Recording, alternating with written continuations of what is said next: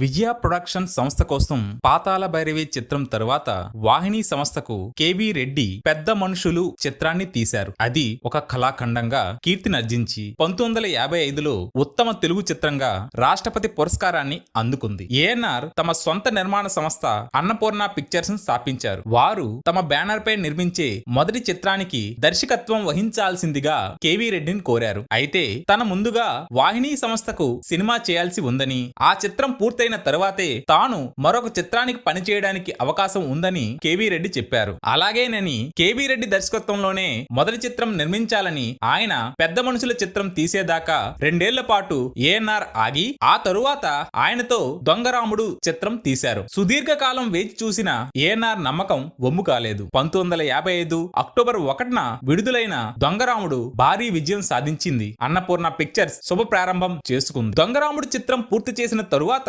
ముందనుకున్న ప్రకారం కేవీ రెడ్డి విజయ ప్రొడక్షన్ కోసం మాయాబజార్ చిత్రానికి పని మొదలు పెట్టారు. అర్జుని కుమారుడు అభిమన్యుడు, భీముని కుమారుడు ఘటోద్గతుడు సహాయంతో బలరాముని కుమార్తె శశిరేఖను వివాహం చేసుకోవడానికి కేవీ రెడ్డి, పింగళి నాగేంద్రరావుల మాయాబజార్ కథ. ఈ కథకు మూలం పశ్చిమ భారతదేశంలో ప్రసిద్ధి చెందిన ఒక నాటకం. మాయాబజార్ చిత్రంలో శ్రీకృష్ణుడి పాత్ర కోసం కేవీ రెడ్డి ఎన్టీఆర్ ని ఎంపిక చేశారు. అయితే మొదట్లో ఎన్టీఆర్ ఆ పాత్ర పట్ల ఉత్సాహం చూపించలేదు. దానికి కారణం 1954లో ఇద్దరు పెళ్లాలు సినిమాలో ఒక స్వప్నం సీన్ లో మొదటిసారిగా ఎన్టీఆర్ శ్రీకృష్ణుడి పాత్రలో కనిపించిన కాసేపు ప్రేక్షకుల స్పందన అనుకూలంగా లేదు. అది పట్టించుకోకుండా ఆ పాత్రకు ఎన్టీఆర్ మాత్రమే సరిపోతారని కేవీ రెడ్డి పట్టుదలతో ఉన్నారు. కేవీ రెడ్డి సూచన మేరకు కళాదర్శకుడు గోఖలే శ్రీకృష్ణ పాత్రకు ఎన్నో స్కెచ్లు వేసి చివరకు అంతవరకు వాడుకలో ఉన్న సగం కిరీటం కాకుండా ఒక కొత్త రకం పూర్తి కిరీటం తయారు చేశారు. వస్త్రధారణ కూడా భిన్నంగా ఆలోచించారు. అలా శ్రీకృష్ణుని రూపం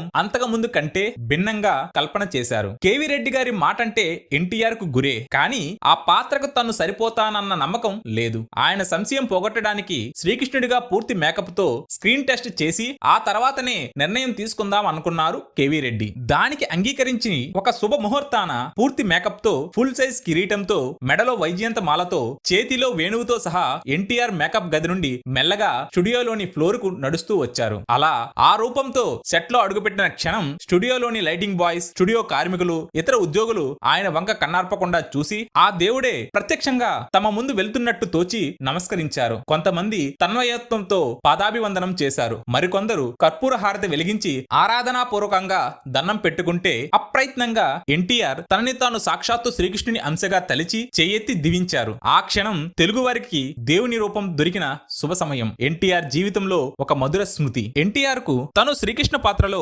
రాణించగలనన్న ఆత్మవిశ్వాసం, ప్రేక్షకుల ఆమోదాన్ని పొందగలననే నమ్మకం కలిగింది. కాకపోతే ఎన్టీఆర్ ఆ పాత్రకు సరిపోతానని విశ్వాసం కలిగించడం కోసం టెక్నీషియన్లు, స్టూడియో కార్మికులతో ఇది కేవీ రెడ్డి, నాగిరెడ్డి, చక్రపాణిని నడిపించిన తతంగం అని ఆయనకి తెలియదు. మాయాబజార్ కథా కథనం, మాటలు తయారు చేసుకోవడానికి దాదాపు 1 సంవత్సరం పట్టింది. తరువాత నటీనటులు ఎంపికలోనూ కేవీ రెడ్డి ప్రత్యేక శ్రద్ధ చూపారు. చిత్రంలో శశిరేఖ పాత్రకు సావిత్రిని మొదటి నుంచి అనుకున్నదే. ఇతరులెవరూ ఆ పాత్రకు తనలా రక్తి కట్టించలేరు అన్నంత గొప్పగా ఆమె ఆ పాత్రను పోషించింది. కానీ సావిత్రి కొద్దిగా లావు. అందుకే ఆ సినిమాలో ఆమె తల్లి పాత్రకు శశిరేఖ కంటే లావుగా ఉన్న ఛాయాదేవిని ఎంపిక చేశారు. వాళ్ళిద్దరూ తల్లి కూతుళ్లుగా చక్కగా సరిపోయారు. ఛాయాదేవి పక్కన సావిత్రి బొద్దుగా ఉందని అనిపిస్తుంది, లావని తోచదు. అలాగే ఎన్టీఆర్ అన్నగా గుమ్మడిని ఎన్నుకున్నారు. పక్కపక్కన నిలబడితే ఇద్దరు ముక్కలు కోటేరు తీరు. వారిద్దరూ నిజంగా అన్నదమ్ముల్లాగే కనిపిస్తారు. అలా ప్రతి పాత్రకు ఆచి తూచి నటీనటులను తీసుకున్నారు కేవీ రెడ్డి. సినిమాలో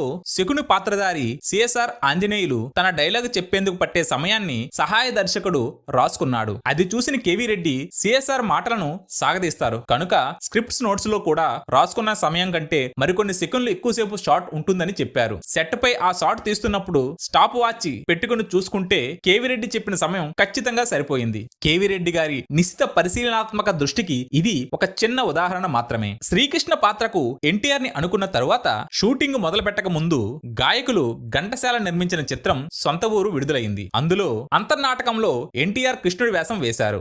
ఆ పాత్రలో ఎన్టీఆర్ కనబడగానే ప్రేక్షకులు ఆయన్ని గేలి చేస్తూ కేకలు, ఏలలు వేశారు. అది విన్న కేవీ రెడ్డి గారికి దిగులు పట్టుకుంది. గోఖలే, కళాధర్ కలిసి మాయాబజార్ మాయాబజార్ కోసం వాహిని స్టూడియోలో 30 సెట్లను రూపొందించారు. ద్వారకా నగరం సెట్ కోసం ప్రత్యేకంగా రకరకాలుగా ఉన్న 300 చిన్న చిన్న ఇళ్లను ఒకదానికొకటి పోలిక ఉండకుండా రూపొందించారు. ఆ సెట్ ఒక అద్భుతం. ప్రతి పాత్రకు కిరీటాలు, ఆభరణాలు, దుస్తులు గోఖలే స్కెచ్ వేస్తే కళాధర్ వాటిని తయారు చేయించేవారు. కొన్ని సందర్భాల్లో కళాధర్ కూడా స్కెచ్ వేసేవారు. ప్రధాన సాంకేతిక నిపుణులు, నటులతో పాటు దాదాపు 400 మంది ఈ చిత్రానికి పనిచేశారు. పనులన్నీ పూర్తి చేసుకుని కేవీ రెడ్డి షూటింగ్ కు తయారైన సమయాన నిర్మాతలు నాగిరెడ్డి, చక్రపాణి హఠాత్తుగా పనులు ఆపేయమని ప్రొడక్షన్ మేనేజర్ ద్వారా కబురు పెట్టారు. దానికి కారణం కేవీ రెడ్డికి చెప్పలేదు. మాయాబజార్ నిర్మాణం అటకెక్కిందన్న వార్త సినిమా పరిశ్రమ అంతా గుప్పుమంది. కేవీ రెడ్డి కుంగిపోయారు. నెలలు గడిచిన నాగిరెడ్డి, చక్రపాణి నుంచి ఎలాంటి పిలుపు రాలేదు. ఈ సినిమాలో అభిమన్యుడి పాత్ర పోషించేందుకు అంగీకరించిన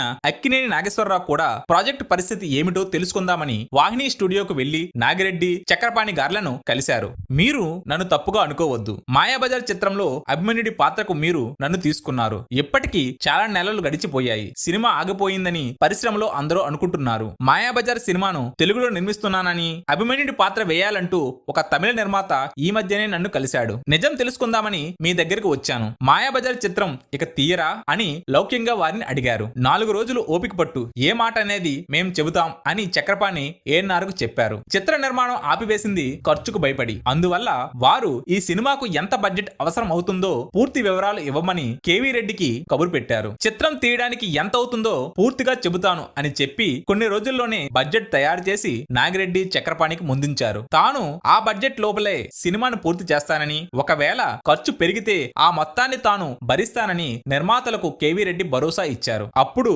నిర్మాతలు మాయాబజార్ సినిమా షూటింగ్ ప్రారంభించమని కేవీ రెడ్డిని కోరారు. అలా స్క్రిప్ట్ సమగ్రంగా తయారై ఇక షూటింగ్ మొదలు పెట్టాలి అన్న దశలో నాగిరెడ్డి, చక్రపాణి దాదాపు ఆపేసిన సమయంలో ఏఎన్ఆర్ సమయస్ఫూర్తి వల్ల మాయాబజార్ చిత్ర నిర్మాణం మొదలైంది. పాండవుల చుట్టూ తిరిగే కథలో ఒక్క పాండుకుమారుని పాత్ర కూడా లేకుండా చాకచక్యంగా ఒక అపురూపమైన చిత్రాన్ని తీసి కేవీ రెడ్డి గారు ఇంద్రజాలం చేశారు. మాయాబజార్ సినిమాలో శ్రీకృష్ణుడి పాత్ర కోసం కండలు తిరిగిన దేహం తగదని ఎన్టీఆర్ తెలుసుకున్నారు. దేవతా పాత్రలు పోషించినప్పుడు కండలు తిరిగిన దేహం ఉండకూడదని, ఆ పాత్రలో తగినట్టు సుకుమారంగా, అందంగా ఉండేలా కనిపించాలని కఠినమైన శరీర వ్యాయామాలకు స్వస్తి చెప్పి యోగా పాటించాను అని ఎన్టీఆర్ చెప్పారు. మాయాబజార్ లోని కృష్ణ పాత్ర ఎన్టీఆర్ ని వెండితెర వేల్పుని చేసింది. మాయాబజార్ చిత్రం ఎన్టీఆర్ నట జీవితంలో ఒక మైలురాయిగా నిలిచిపోయింది. ఈ చిత్రంలో ఆయన తెలుగు, తమిళ, కన్నడ ప్రేక్షకుల గుండెల్లో చిరస్థాయిగా శ్రీకృష్ణుడిగా తిష్ట వేశారు. తెలుగు వారికి 1957న మాయాబజార్ నామ సంవత్సరం అని చెప్పుకోవచ్చు. ఆ సినిమా 1957 మార్చి 27న విడుదలైంది. 24 కేంద్రాల్లో 100 రోజులు ఆడింది. 4 కేంద్రాల్లో రజతోత్సవం జరుపుకుంది. ఈ విజయోత్సవంలో భాగంగా చిత్రానికి పనిచేసిన ప్రతి సభ్యుడికి విజయవారు 4 నెలల జీతాన్ని బోనస్ గా ప్రకటించారు. విజయవారు ఎన్టీఆర్ శ్రీకృష్ణుడి వేషంలో ఉన్న బొమ్మతో 40,000 క్యాలెండర్లను ముద్రించి పంపిణీ చేశారు. ఆ క్యాలెండర్లు కొన్ని తెలుగు, తమిళ ప్రజల ఆఫీసుల్లో, ఇళ్లలో పెట్టుకున్నారు. కొన్నైతే ఏకంగా పూజ గదుల్లో చేరుకున్నాయి. మాయాబజార్ చిత్రం తరువాత శ్రీకృష్ణుడంటే ఎన్టీఆర్ రూపమే మదిలో మెదులుతుంది. ఆయనే సాక్షాత్కరిస్తారు. దశాబ్దాలు గడిచినా, తరాలు మారిపోయినా ప్రేక్షకుల మనసుల్లో ఈ చిత్రం చిరస్థాయిగా నిలిచిపోయింది.